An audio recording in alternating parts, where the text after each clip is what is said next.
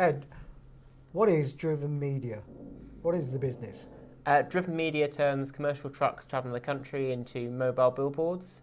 So effectively, the truck or trailer you'd see on the motorway, take off the haulier's branding, put on yours or a brand, and as each trailer is seen by 55,000 people on a daily basis, it suddenly becomes one of the most cost-effective advertising platforms in the UK. Is it just down the side of the vehicle, or is it the back? Is it the doors? We can do both. So a lot of our clients will take a full wrap, which is both sides and the rear doors. But we're actually finding that to start with, the rear is the best place because of that dwell time, which is on average about 48 seconds. So people advertising on the vehicle, I mean, don't they advertise themselves on the vehicle? Do you not come up against that? I think a lot of our hauliers are under huge cost pressures. You've got rising driver hire costs. There's a shortage of drivers, which means they have to be competitive, or they're going to not have any drivers. Curtains are really expensive. They've come down a lot recently, but if you're having to pay $2.5 grand every 5 years, that's a lot of money you've got to save up for. And if you've got 100, 200, 300 trailers, if I can say and come along and say, oh, let me do it, I'll save you $2.5 grand and I'll pay you some money, and I will provide free trailer tracking, it's almost a no-brainer. Right, so the concept is that you get the client pays for the curtains and the print to go on, so they don't fork out, the company that owns the freight vehicles don't fork out for anything. No, we basically are the one-stop shop with a middleman. People come to us, we find the trucks around the country, we'll print it, we'll supply it, we'll get people to fit it, we'll put a tracker on it so it's tracked around the country, and then we pay the haulier based on how much it's used. Right, so you do pay the haulier? Yeah. Right, and what about wear and tear, and is that covered? We don't use them enough. No, trailer curtains are designed to last for 5 years plus. We very rarely get trailer curtains used more than 2 years. So we're getting nowhere near towards the end of the lifespan. All right. And how competitive is that? Is there anybody else doing that? There are a few competitors, and yes, because we're using curtain siders, they are more expensive. But because we use curtain siders, they're a lot more resilient. And also because they're so adaptable, these trailers can be used for logs off a logging plant, pallets, heavy objects. It doesn't really matter what they're used for. They're just so versatile. We can now, a lot of our fleet do 5,000-6,000 miles a month. Yeah. If you're using a box trailer, which is what a lot of our competitors use, you're really lucky if they're doing 4,000 miles a month. And is it just trailers? Are you looking at to do box lorries, small lorries or vans, or? Probably just trailers, and small trucks is great for regional campaigns. So we've got a couple. London is a prime example where you just can't get these big, 40, 50-foot trailers down streets that are designed for a horse and cart. Yeah. Whereas a little lorry can. Man in his van. It's slightly bigger than that. They're sort of 18, 24 ton. Right. And what's been the biggest challenge for you so far in starting this business? I think it's just bringing the advertisers round. Advertising is notoriously difficult to start in. Yeah. So I definitely started in probably one of the most difficult industries to get going in, because the model is so cemented. So big brands tend to use agencies, and a lot of the agencies have got deals with the big boys. Yes. Where they have to sell £1 million worth of TV and £1 million with each of the providers to get a commission. Yes. So if I'm trying to come along and I'm saying, oh, we've got this new app, I'll be the bottom of the pile because if they're behind on They've never heard of you. Well, they're not heard of me, and also it's much more cost effective for them to put 20 grand that way than it is to put 20 grand my way, because I can't afford to give those options. Yeah, and that's agencies, isn't it? They tick the box, don't they? Yeah, a lot of them do. There are a few good ones, and we're starting. It's actually really nice now because now we've got about 4 years in. Yeah. We've got agencies that have come to us that have seen us grow from literally nothing to now 100 trailers, where their clients are seeing us on the road and are saying we want to work with Driven Media because we've seen X, Y, and Z on the road and it looked amazing. That's what we want to do. We're not being the cheap option. We're being the premium supplier. And how did you come up with the idea, the concept to do it? It was literally just walking down a road after I dropped my now wife off at her place of work. On the way home, just saw truck stuck at the lights, probably morning rush hour. Yeah. And I thought, oh, if I had a business, that's exactly where I'd be advertising. So I just got on the phone to a few hauliers, and a couple of them said, yeah, why not? Well, literally just pick the phone up and... Yeah, just sat on the road for the morning, and I spent the afternoon ringing them all up, and had a few that said yeah, and a lot of them are still our hauliers today. Wow. So, but obviously you've got to design. Yeah. You've got to design the artwork, haven't you? So do you do the design, or do you subcontract that out? So all of our packages include everything from design right through production, fitting, the tracking, all of the stuff you'd expect. So we will spot check trailers. If there is ever an issue, we will find out from the haulier, even if they're not willing to tell us. Because they're tracked, we can turn up if they're making delivery at Tesco, or they're in Scotland, or they just happen to be passing where I am. A lot of it is subcontracted because I'm one guy, can't be in 3 different places. Yeah. But we've now found a really good supplier base that 90% of our stuff goes through about 4 suppliers.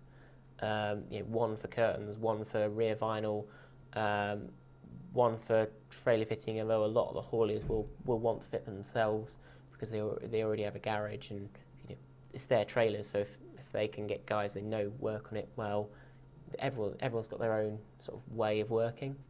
And what's the turnaround? If somebody said, yes, Ed, I want to go ahead, I'll sign. So for a full wrap, for both sides and the rear doors, it's about 4 weeks from artwork sign-off.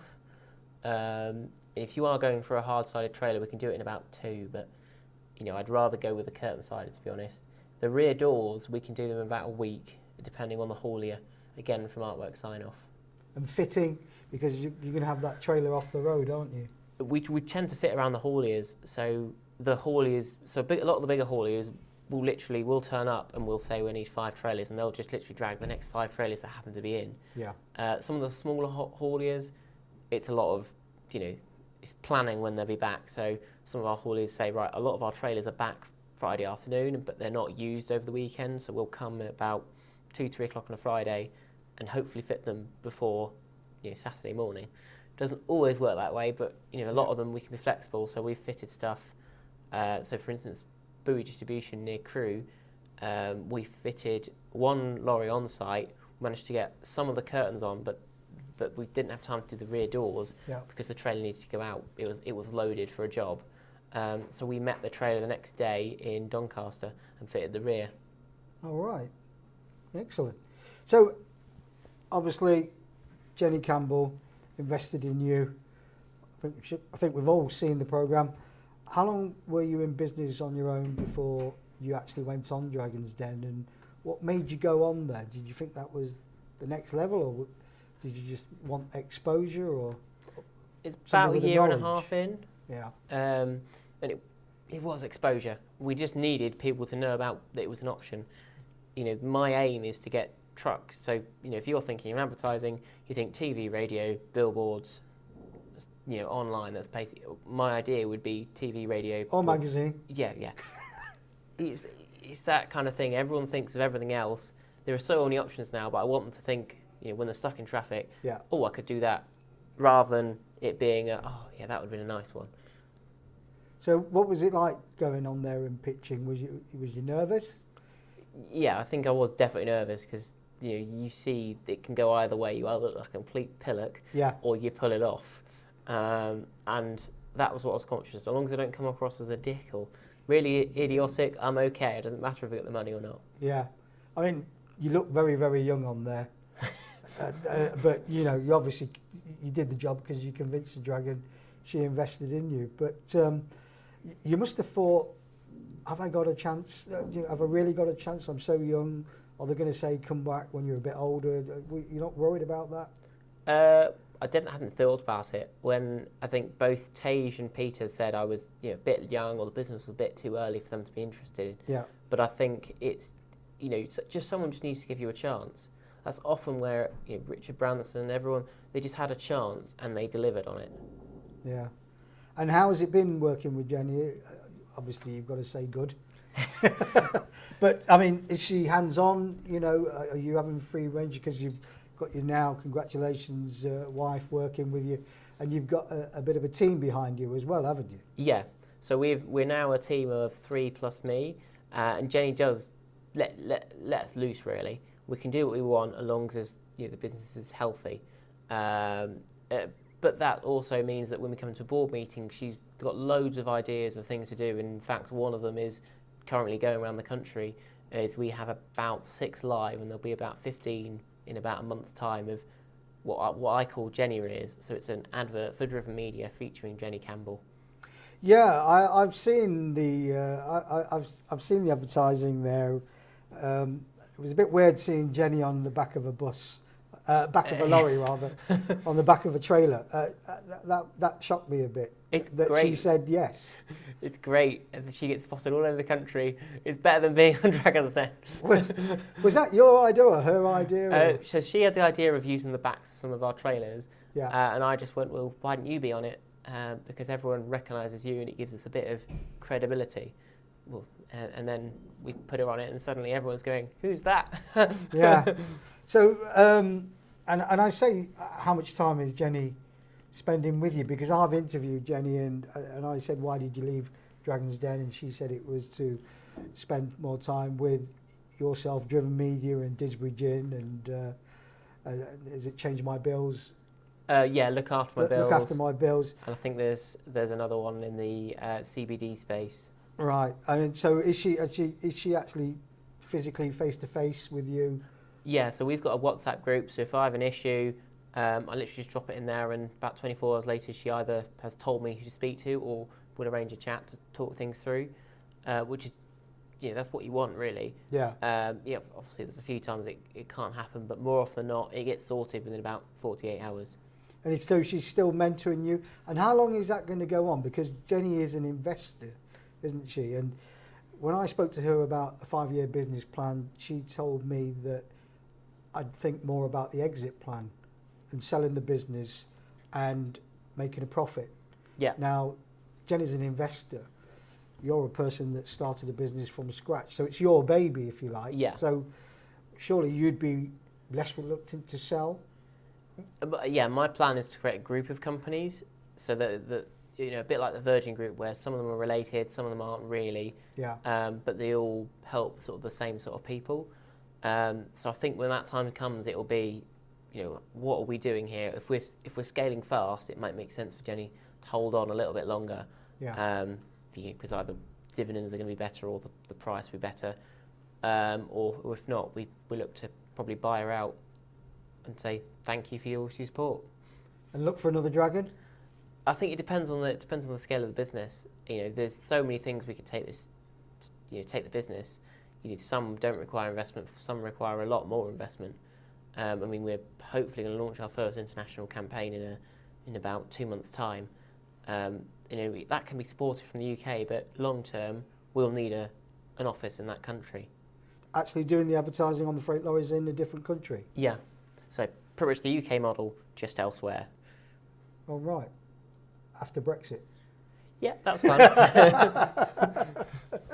And whose idea was that? Was that yours or was that Jenny? Or? So that's actually customer-led. One of our excellent. UK customers said, we've got operations in Spain, Norway, and Sweden. Yeah. Those people have seen what we're doing here and really want it. So if you ever get a haulier or an operation in there, we'll buy some trucks.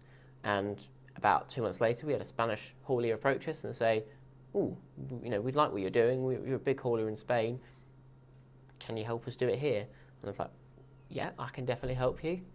And kind of brokered the deal. And I think short term, it will literally just be those couple of adverts. But the longer term is we'll get someone in that operation who just basically does a sales job. So the product's franchisable, isn't it? So are you looking down the lines of franchising it out? I think internationally, possibly, but I think country by country, you can only really have one person in a country, because there is, for instance, if I sell something in Derbyshire, it can run literally worldwide, really. Yeah. So it's a really tricky, thing to balance. And where do you see the business and yourself in 2 years' time, say? I'd love to be on about 300 trucks. I mean, we're 100 now. You're 100 now. If we can be, approaching that 500 mark even, that'd be amazing. And if you could wave that magic wand, what would you like? Don't say every single lorry, would you? No, that's just not possible. No. I'd love to be in not just that other country, but a few others as well. Hopefully, I think Spain is the one where we're going to be in a couple of months. But, if we can have Germany, France, a few other places, that would be really, we've got a business model now that can really start to grow, because I think if you look at the numbers, there's probably about 100,000 trailers that we could put adverts on in the UK. So eventually, at some point, we're going to get to a ceiling. If it's 20,000 trailers or 2,000 trailers. So we're going to have to look elsewhere at some point. Are you looking at the clean air policy that the different towns are looking to bring in? They're going to be charging a hell of a lot for HGVs to go into the cities. Has that come into your business plan, the fact that, the advertising may not get seen that much in the city centres? To be honest, that's down to our hauliers. So a lot of them are national hauliers, and you'd be surprised the number of them that have got the latest specs in trucks. So Euro 6, they're already looking at the next Euro standard, because ultimately, if they can get a truck in there without paying £100 a day, their quid's in really. It's going to cost them an extra couple £100 a month to run the latest trucks, but they're thinking of a cost point of view. And do you have a favourite company that you deal with, as in the advertising, or have you got to treat everybody the same? There's always a few favourites. They're either really easy to work with, or it's a really niche, product, or it's having some really great results. It's the same with hauliers. Every haulier's got different, attitudes towards it. I think that's the fun in it. He's not only getting it past the line in terms of signing off, but also then finding a haulier that's willing to work with it. Excellent. I'll go back again to you. Is there any other commercial vehicles that you're looking to advertise on? Not at the minute. You wouldn't do train? No, I think for train, 99% of the time they're not in a station, so they're not really seen. They're stuck on tracks. Yeah, but no one's going to really see it. It's not like the M6 where they're stuck behind each other. I'll put it on a tram. You must have come up against the brick wall, as in making those phone calls, trying to get people to advertise on the freight lorries. What do you do? How do you cope with that?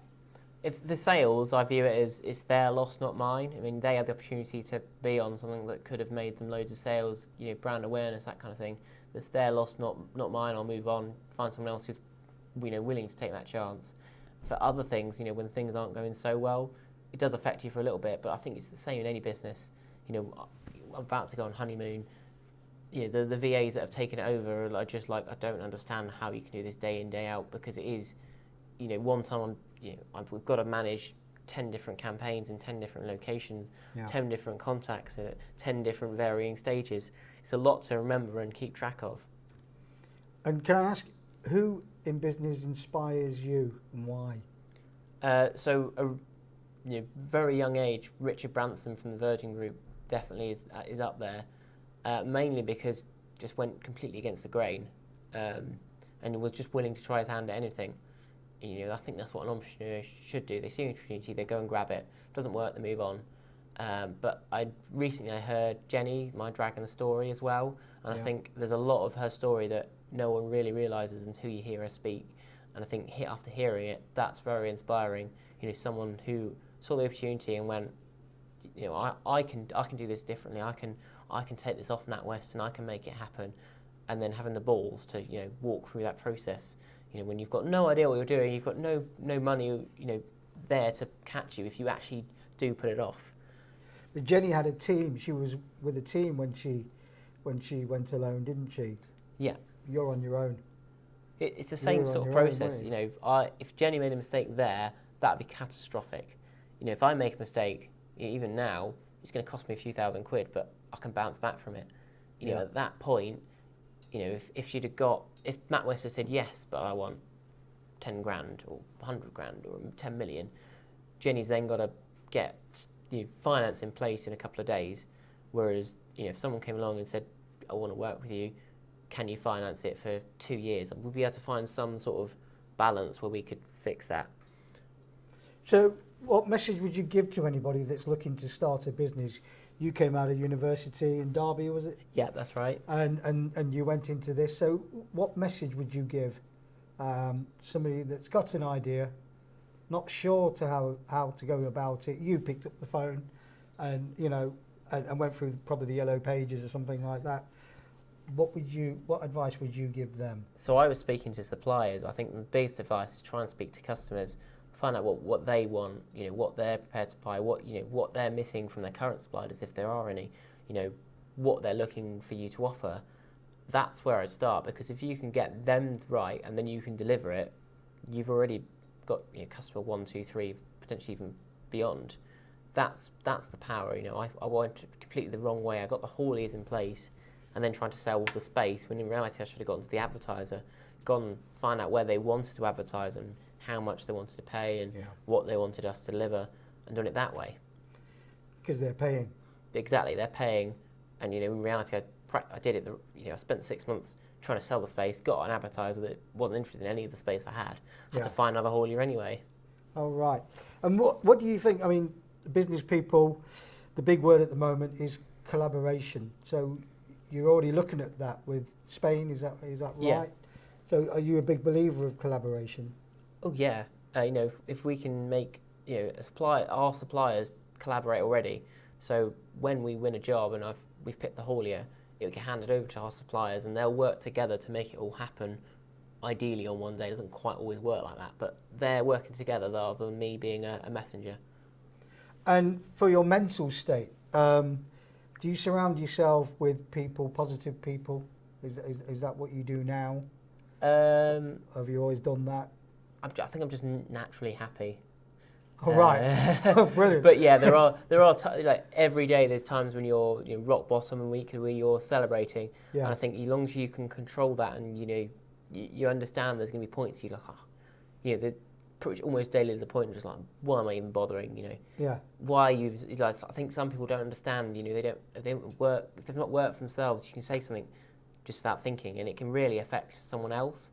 But I think it's understanding that something around the corner is going to be a lot happier. So to give you an example, I think we've just applied for an EU trademark, and we got that dreaded letter back if someone was going to reject it because of X, Y, and Z, and that was really annoying. And just passed it off to some lawyer still, and I was like, oh, damn it, it's going to cost me more money. And then literally 10 minutes later, we had an email in from someone who had spotted a few of our trucks and was just commenting how good they were, and they'd got some really good photos, and that was completely forgotten about, and top of the world again. So at what point did you realise that you had entrepreneurial skills? Was it in university or was it after? Long before university. I went to university to get me some skills because I didn't have the right idea. Business skills? Yeah, I think it was probably primary school when I thought, I really want to work for myself, and just all the way through school and university, it's kind of getting the skills together. So when I had that idea, I could just jump straight in and do it. So would you say now that you've been self-employed, you're unemployable? I think I'd be very difficult to employ because I have my own ways of doing it. Because you've been self-employed for far too long. Yeah, when you're self-employed, you have to create your own systems. You're not working on someone else's systems. So if I come across, my suppliers probably hate me because I come across their system and go, it would just be better if I could just do this without having to do this in between. Because for me, that makes sense of, I want to put this in and get that out without having to fiddle with it. So if I work for someone else, their systems would work better, but they'd have a hell of a time because I'd be like just trying to do it in a different way to make it more efficient. But of course, you could always go into consultancy. I could. Can you? I think I'd rather stick with this. Millennials, how do you think the media portray them? I mean, that's not you, is it? You're an entrepreneur. But normally we think of them as a bit lazy. That is the portrayal, and I think it's not often down to us. So yes, I'm get up and go, but also when I was looking for a job, there's a lot of, you put stuff in, you get no feedback back. Why should I bother really?